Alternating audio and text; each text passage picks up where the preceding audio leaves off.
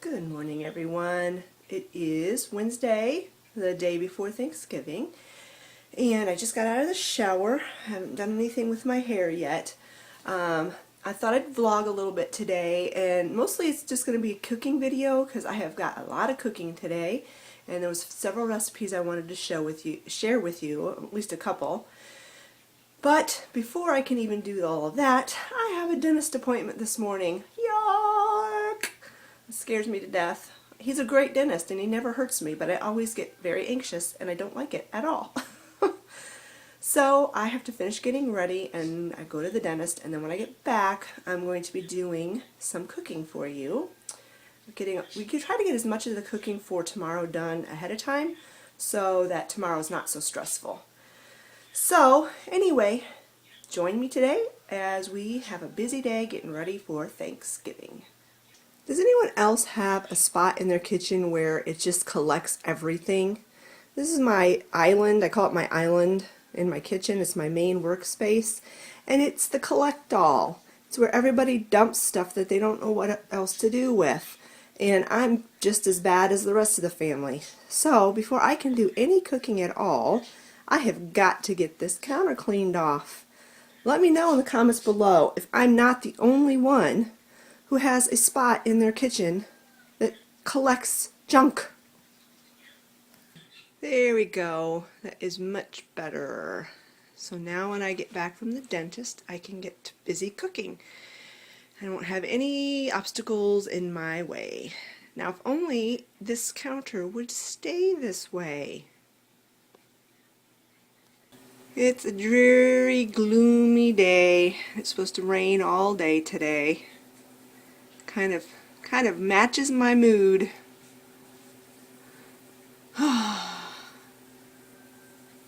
Holidays are hard for the moms. We always have so much on our mind and so much we have to do. But when I get home from the dentist, I will put these kids to work to helping me.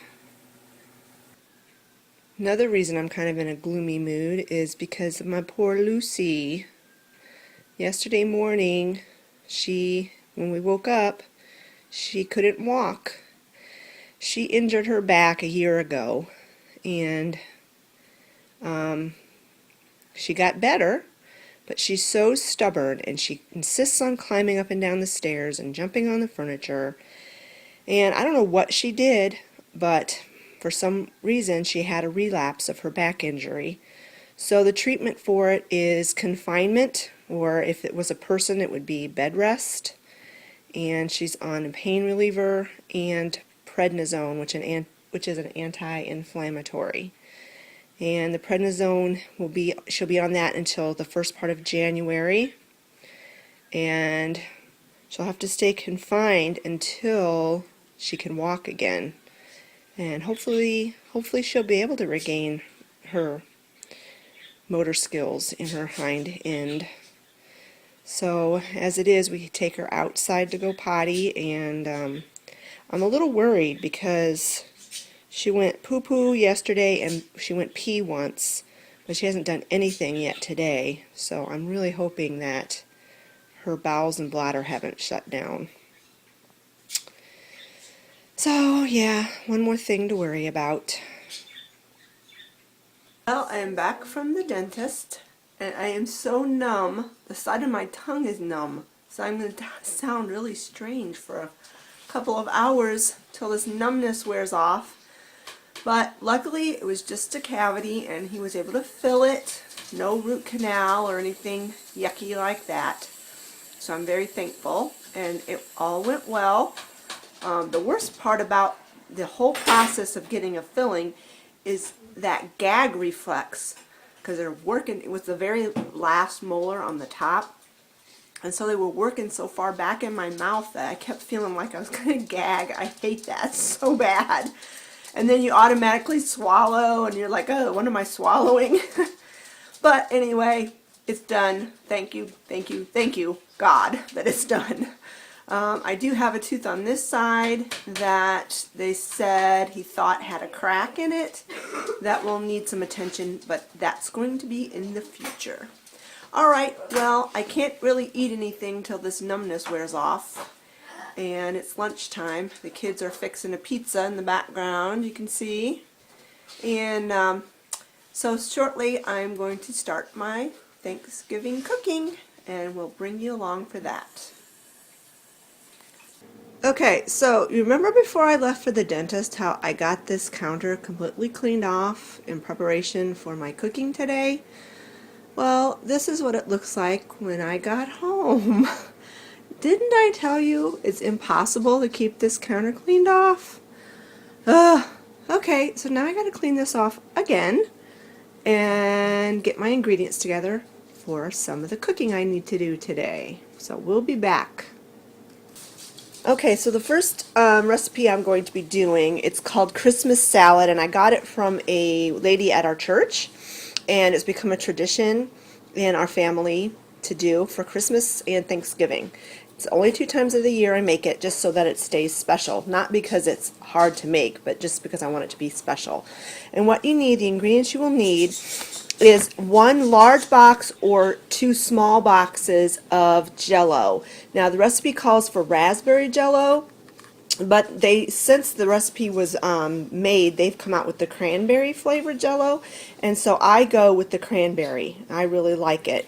So you can only find it in the small boxes in my area, so I got 2 boxes, 2 small boxes of cranberry Jello. It calls for a cup of chopped nuts, and any nut that you prefer, and one of my favorites is pecans, so that's what I always use. 1 can of cranberry sauce, and I got this organic cranberry sauce from Whole Foods a while back, and it was in a carton, which is quite different. 2 cans of mandarin oranges. Now this is another thing that I changed up. The recipe only calls for 1 can, but I really like mandarin oranges, and I like my Jello salad to have lots of stuff in it, so I put 2 cans. And 1 can of crushed pineapple. This is a bowl that I only use for Thanksgiving. Up until Thanksgiving Day, I use it as a fruit bowl, and then on Thanksgiving I make my Jello salad in it. Now I don't want to pour boiling water in this this container because it might crack it, so I will put the boiling water and the Jello in a separate bowl. So anyway, you dissolve the Jello with 1 cup of boiling water. So that's the first thing I'm going to do. So I will be right back. Okay, so I've got 1 cup of boiling water here, and I'm going to add it to the Jello. And you just stir it till it's all dissolved, like normal. And in the meantime, I had opened up the can of crushed pineapple and the 2 cans of mandarin oranges, and I have them draining in this bowl. And I poured off 1.5 cups of the juice from the fruit, and that's what you use for your cool liquid. So you need 1 cup of boiling water and 1.5 cups of the juice to use as the cool water. So I'm going to go ahead and dump the cool water in here with the Jello, with the hot water, because like I said, I don't want to pour boiling water into my pretty bowl, just for fear that it might crack it. So then you just dump this in. Everything's nice and dissolved. I'm going to get a spatula because I want to make sure I get every bit out. One thing my mom taught me was to scrape the bowls well. You don't want to waste anything. Okay, so then basically it's a matter of just dumping stuff in after that. I opened up the carton of cranberry sauce, and that's what it looks like. And you just kind of need to take your whisk and mush it up and kind of get it busted up. Just makes it easier to combine into the Jello. So you just blend that up real good. Add it to the Jello. And again, you want to scrape your bowl down really well.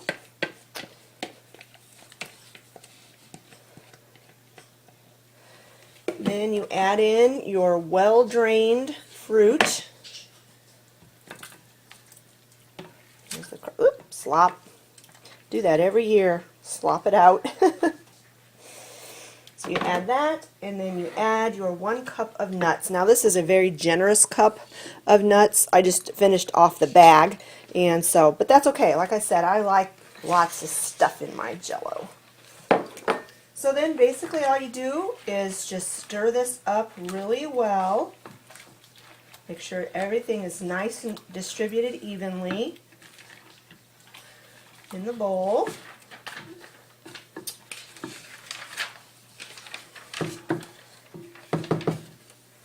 And there you have it. It is my favorite, one of my favorite things about Thanksgiving is this Jello salad. So now all I'm going to do is I'm going to wipe up the edges where I slopped it out, put some saran wrap on it, and stick it in the refrigerator until tomorrow. Okay, so this recipe I'm going to be making is triple coconut custard pie, and I got the recipe off of Noreen's Kitchen. If you haven't checked out her channel, you should go over and check it out. She's a really great cook. Now, of course, because I have to do things dairy-free, I'm going to have to change this recipe just a little bit, and I'm doubling it because I'm making 2 pies. So I will just give you the ingredients for 1 pie, and then if you want to make it, you can double it. So what you're going to need is 1 can of coconut milk, 1 cup of whole milk. Now I'm using coconut milk. 1 cup of granulated sugar, 4 eggs, which Olivia's washing those for me right now, 2 tablespoons of flour, 1 tablespoon of vanilla extract, and 2 cups of flaked coconut. And so like I said, I'm doubling this recipe.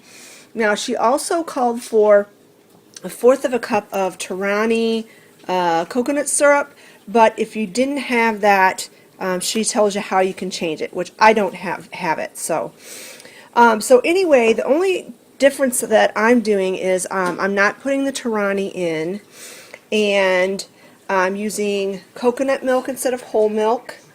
And I'm going to, because I'm using coconut milk, I'm going to add a tablespoon of tapioca. Okay, just to make sure that it sets up good. And then this is the vanilla that I'm using. She suggested that if you didn't have the Torani syrup, that you could use coconut extract in it, and I looked at the store and couldn't find any, so that's not going to be in it either. Also, I'm going to be using half of the sugar. I'm going to be using coconut sugar, and I think that will, you know, make it a more authentic coconut flavor. It will darken it, so it'll be a darker pie, but that's okay. I don't care. So, okay, let's go ahead and get started on how to put this pie together. Okay, and I've never done this pie before, but I love coconut, and how can you go wrong, really? So, let's see, the first thing you need to do is put the I had to blind bake the pie shells, so they're over on the table cooling. And so you have to put the coconut in the pie shell, so I'll do that in a little bit once the pie shells are cooled. So then you combine the remaining ingredients in a large bowl and you whisk together. So Olivia, could you wash the whisk for me that I used before? And it calls for, did I say 4 eggs? So that means I'm going to need 8 eggs.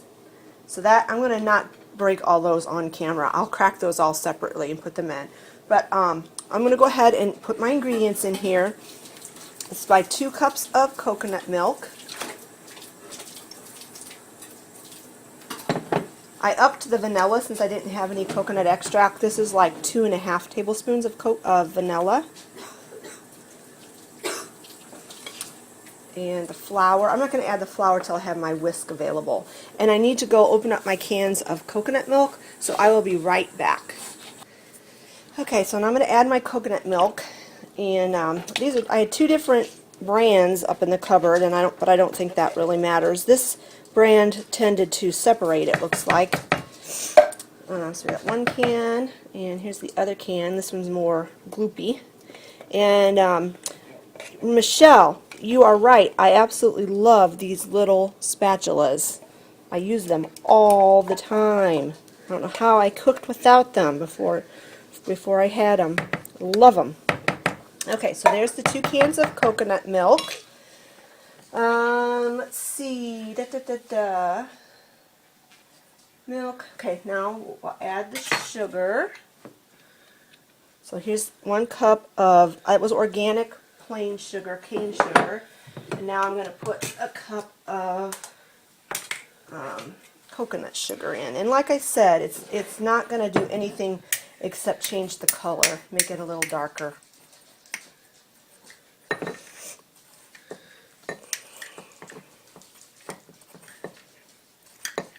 If you hear my daughter breathing, it's because she has an incredibly stuffy nose. Poor kid. She's been struggling with her allergies for 2 weeks now. It just won't go away. Okay, so there's the cup of coconut sugar. Then I'm going to put in the tapioca and the flour. And I'm going to whisk all of this together. And then I'm going to shut off the camera and break all those eggs, and I'll mix those in.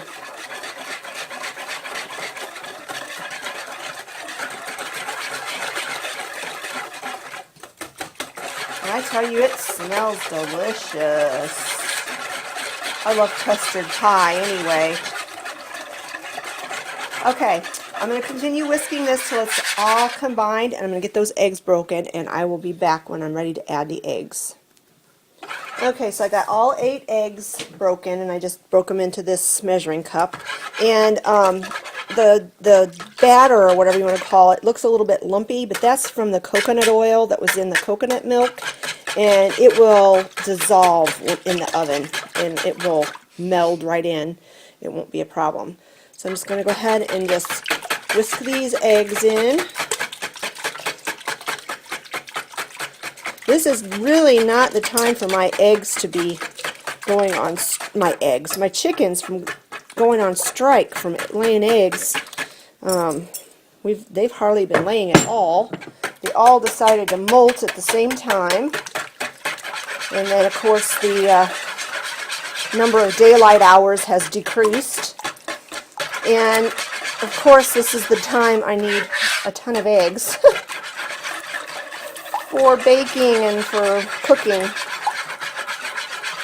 But I think I'll have enough between the chicken eggs and the duck eggs. So, okay, so I'm going to go ahead and have Olivia continue combining this, and I'm going to get the pie shells ready. And when I have them all ready for this to be poured into, we'll be back. Okay, so there's my pie shells with the coconut in, and then the directions say to pour the custard over the pie shells evenly. And I'm wondering, I'll try to do this way, but I may hopefully not make a mess.